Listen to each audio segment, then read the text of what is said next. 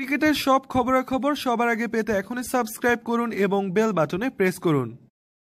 বাংলাদেশ দলের একজন নিঃসন্দেহে ভালো খেলোয়াড় সাকিব আল হাসান, কিন্তু একজন অধিনায়ক হিসেবে কতটা ভালো সেই প্রশ্ন কিন্তু বারবারই থেকে যায়। এই সাকিবের অধিনায়কত্ব থাকাকালে বাংলাদেশ দল উইন্ডিজের বিপক্ষে ক্রিকেট বিশ্বকাপে 2011 সালে 58 রানে অল আউট হয়। সেই বিশ্বকাপে তার অধিনায়কত্বে বাংলাদেশ দল সাউথ আফ্রিকার বিপক্ষে 78 রানে অল আউট। তৎকালীন সময়ে সিনিয়র খেলোয়াড়দের সমালোচনা করে বড় ধরনের বিপদে পড়েছিলেন সাকিব। এরপর সব ফরম্যাটেই তার অধিনায়কত্ব বাদ যায়।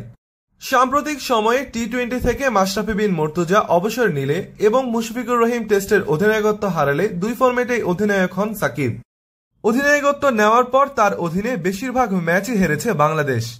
সাম্প্রতিক সময়ে তার সবচেয়ে বড় ব্যর্থতা আফগানিস্তানের বিপক্ষে সিরিজ হার। আর এবার ওয়েস্ট ইন্ডিজের বিপক্ষে সবচেয়ে লো স্কোর করে লজ্জা দিলেন জাতীয় দলকে।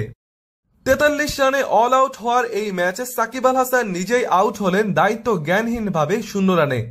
আফগানিস্তান সিরিজে সাকিব আল হাসানের পারফরমেন্স এবং অধিনায়কত্ব দুই প্রশ্নবিদ্ধ হয়েছিল।